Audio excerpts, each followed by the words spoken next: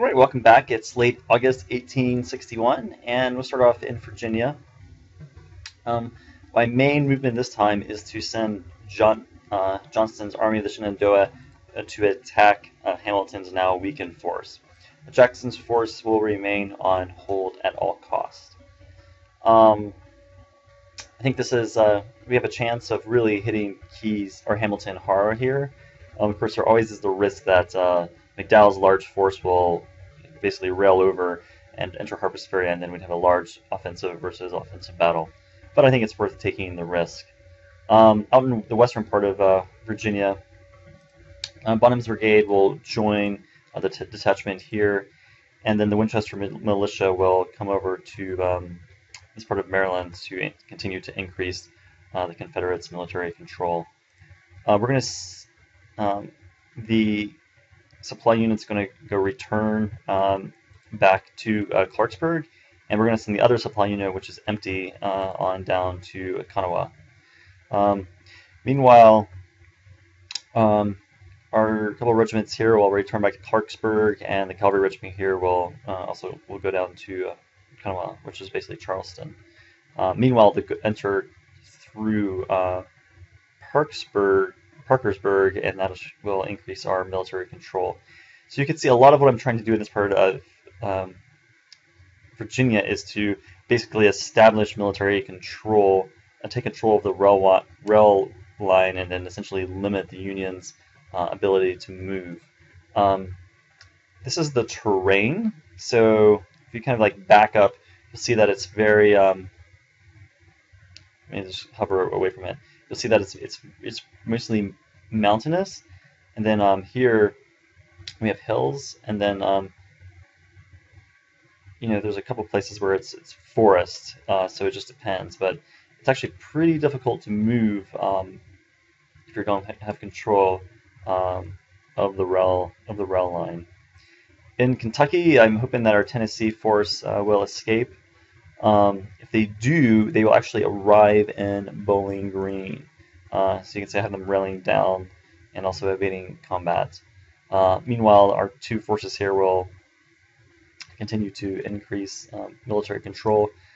Same thing with this militia unit here, and I'm sending out a militia unit to just north of Fort Henry. Out in Kansas, Shelby's force will be assaulting, and we have a couple other brigades coming up that are also basically on the attack. So we'll see what if Sumner's going to do anything. Meanwhile, McCulloch's force will continue to hold Springfield. A little bit of action happening out west of just kind of some movement nothing super exciting. And then finally, even farther west, we will now send our first force to Tucson, Arizona, while the artillery battery and the small infantry brigade recover. Okay, let's run the turn and see what happens. Okay, so we're back. There was a couple battles. Basically.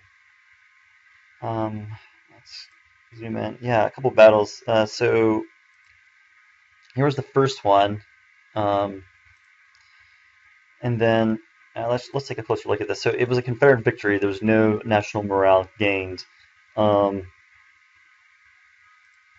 Here was the second one. Again, another Confederate victory. Again, no national morale gained. You can see that Hooker has moved in closer with a force over here. We had some kind of unfortunate action happen basically here. It looks like, first of all, we have no supply. So that's very, very bad. It appears that basically Shelby chose to non-attack, which is very, very unfortunate for us. Meanwhile, this brigade arrived and assaulted and was immediately destroyed with no losses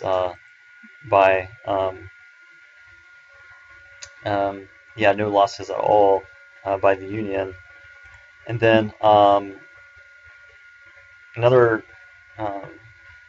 regiment arrived. It says we won a victory, and we lost, but no losses at all, as well, again, by the Union. It's kind of a confusing, not really sure what all that is about.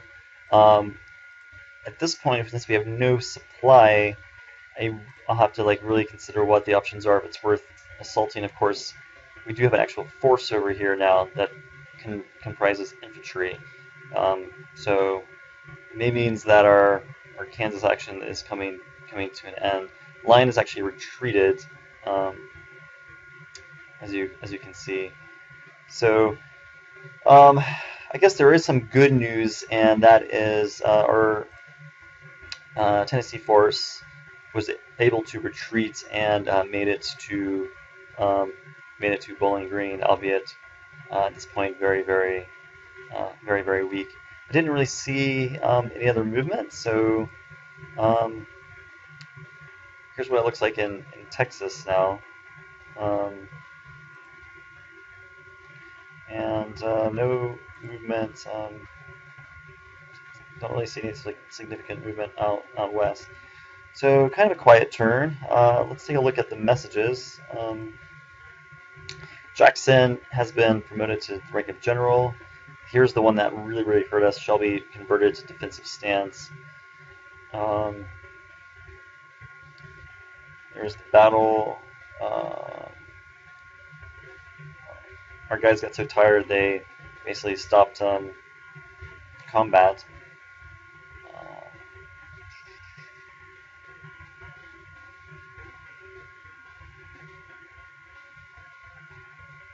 Yeah, nothing else. We got some forces finished, which is nice.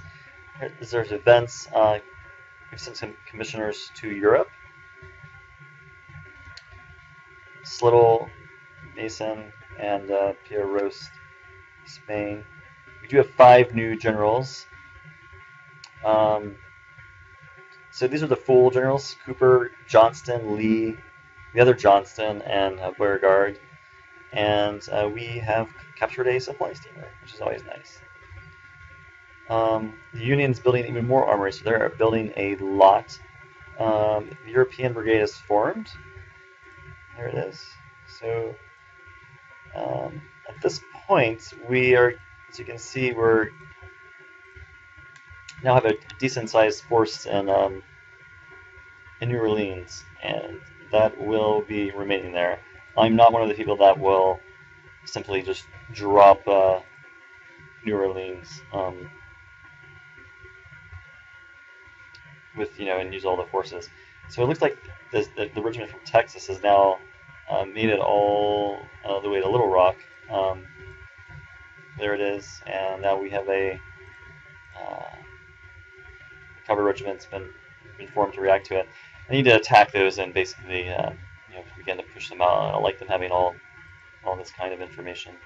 So I think it's kind of a mixed bag. We didn't get any national morale from the victories out here. The good news is we may be able to attack again. What's good news that we were able to escape in Kentucky, but very bad news that we were not able, that Shelby basically didn't attack, and now we don't have enough supply to attack. So yeah, that could be a problem. All right, see.